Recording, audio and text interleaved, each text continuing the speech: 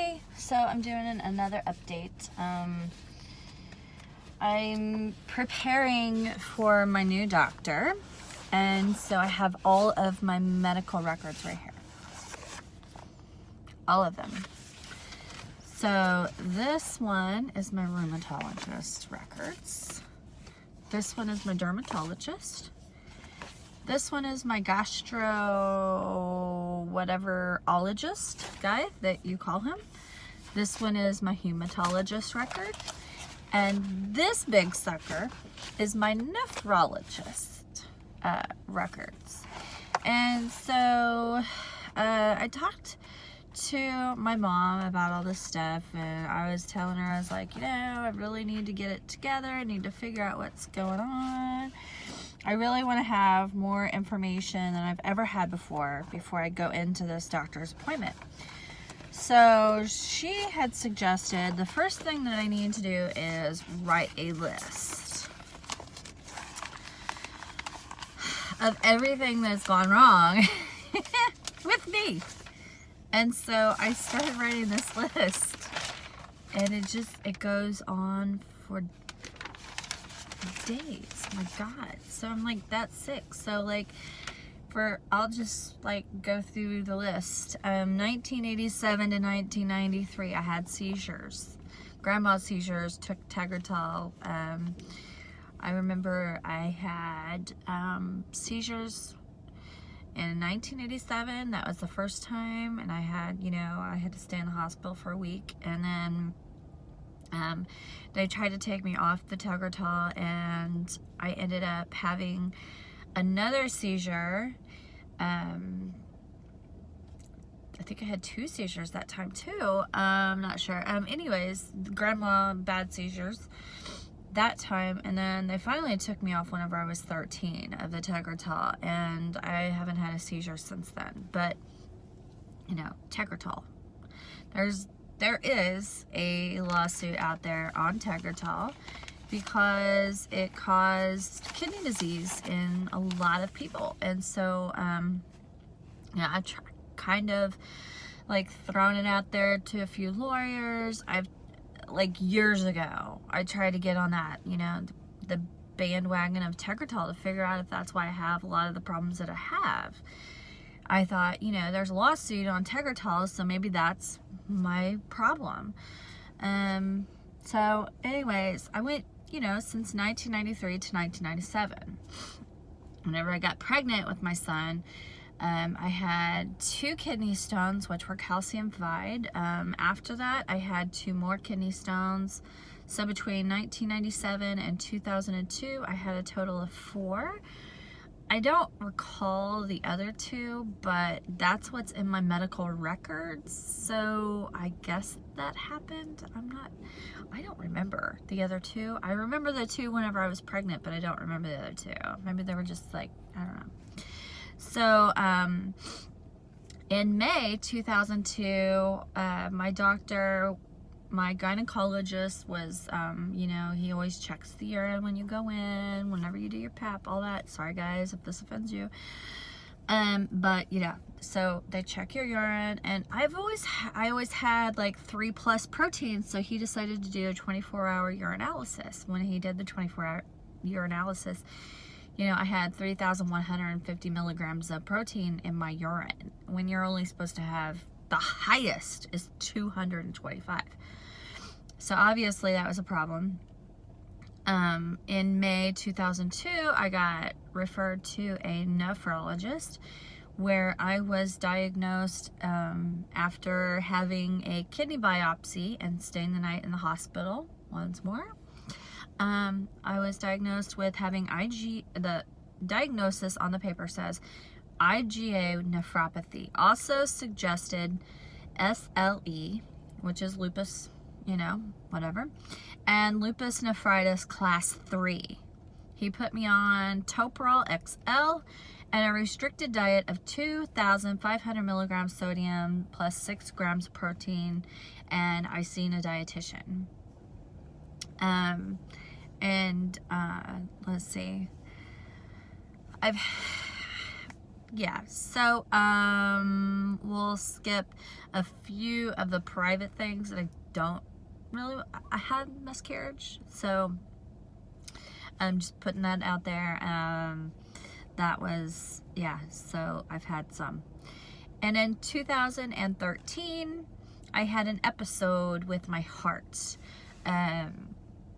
You know, it could have been the diet medicines that I was taking. I can't even remember, Hydroxycut to lose weight because I had gained a lot of weight, you know, and like right now. So I started taking Hydroxycut. It was working, but then I had a heart episode, and I'm not sure, you know, where that came from, but it could be like correlated with everything else. My blood pressure was, it was 220, or maybe it was 240 over 149. It was off the charts. Ambulance people, they came and got me. Like, I broke down in a sweat. I seriously felt like I was dying that night. I looked at the person that I was with at the time, and I said, I am dying. Like, I was so at peace with it. I was okay with it. I seriously thought I was dying. Started sweating like profusely. Like, sweat was dripping off my nose and dripping off my forehead, and I was colder than I've ever felt in my entire life, but it felt good because I was sweating. It was weird, and like I couldn't breathe. Anyways, ambulance got there, and I had a really high blood pressure, and so they admitted me into the hospital for a day or 2 days, and I had a nuclear stress test done. I had some other tests done. I'm not sure what they were. I think an echo. Anyway, so all those came back negative, that, you know, that was all fine, that there was some weird changes, the doctor said, though, and he said he couldn't tell what exactly I had. He said, but it was a heart episode, but he wasn't sure. So that was in 2013. In 2014, in fact, June 2014, I had pancreatitis, which is, you know, big thing. It's a big thing. Like, it hurt really bad. So there was that. Then in December 2014, I had pneumonia. I had a CT done, and they found a granuloma inflammation in my left lung. Nobody's addressed that granuloma since that happened. No one's retested. No one's done an x-ray again. Like, that's the only one. So then they also found a hiatal hernia. In 2015, not sure when I had the pneumonia. I had pneumonia again in 2015. In September 2015, I was diagnosed with tendonitis and was referred to a physical therapist.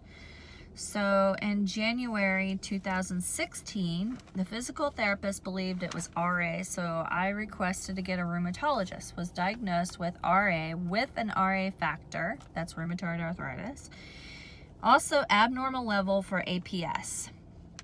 Antiphospholipid antibody syndrome. Try and say that word. It is spelled ANTIPHOSPHOLIPID, antibody syndrome, APS. With, again, possible lupus. For the second time, somebody said possibly lupus. So I started on methotrexate, which is a chemo, and Plaquenil. All my symptoms started going away, and then I moved to Georgia, July 2016.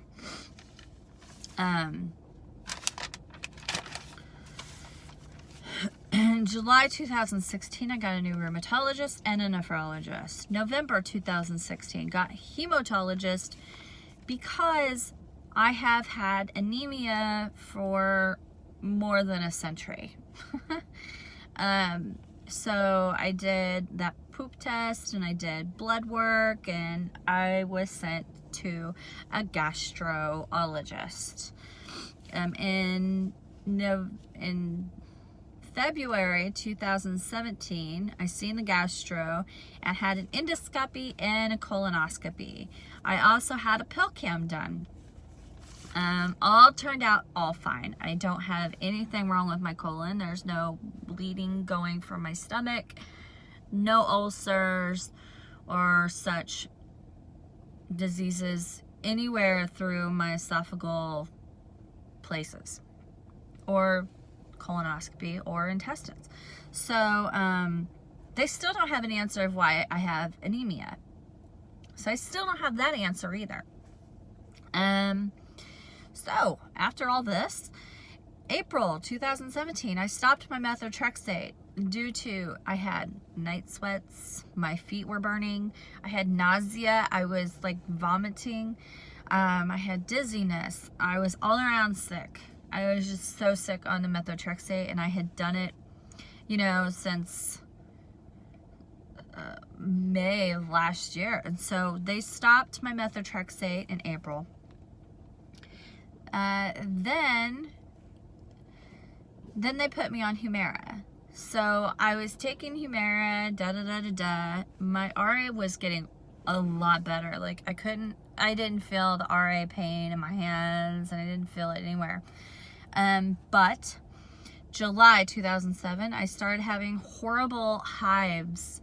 I was having anaphylactic shock due to the Humira, so I developed an allergy to the Humira. So couldn't do Humira anymore, obviously. So then they took me off Humira, and they put me on Enbrel. I also got referred to a dermatologist at this time and seen the dermatologist, and they did an allergy test, which came back. I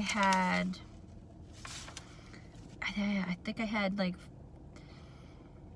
47 allergies.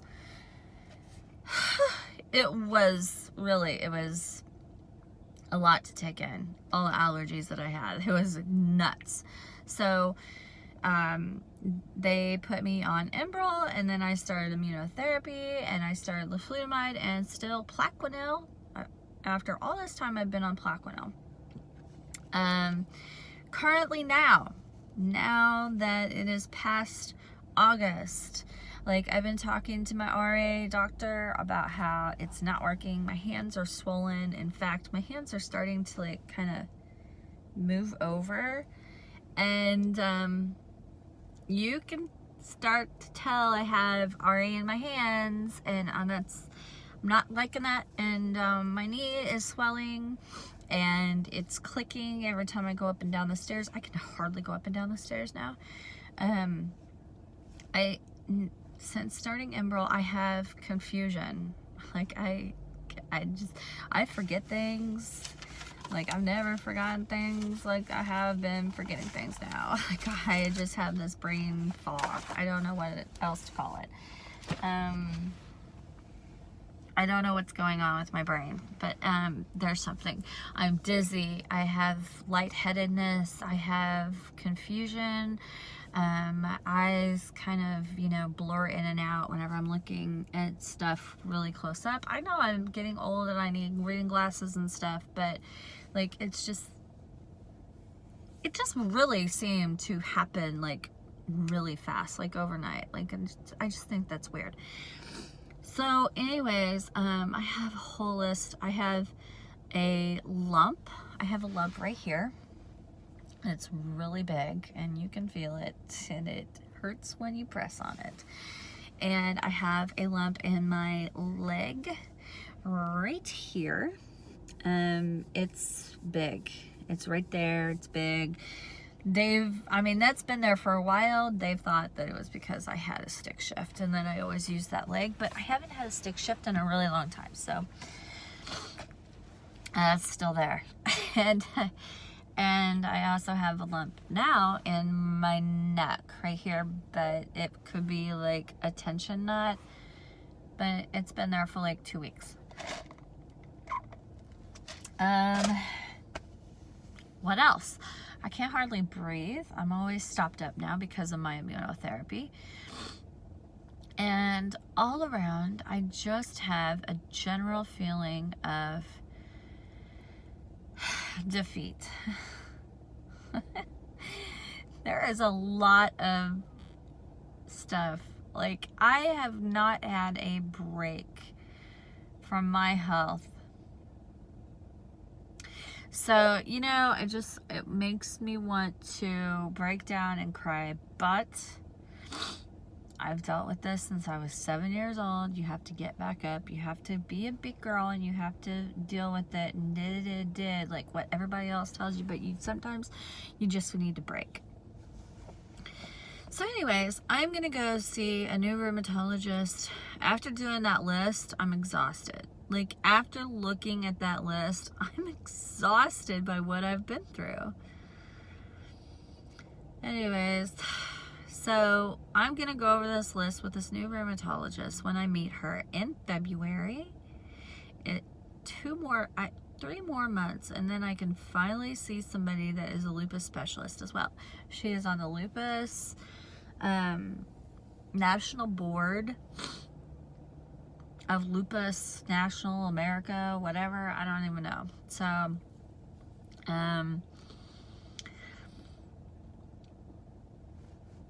don't know, we'll see. But just thought that I would share with you guys what all I've been through since I've been born. All right, bye.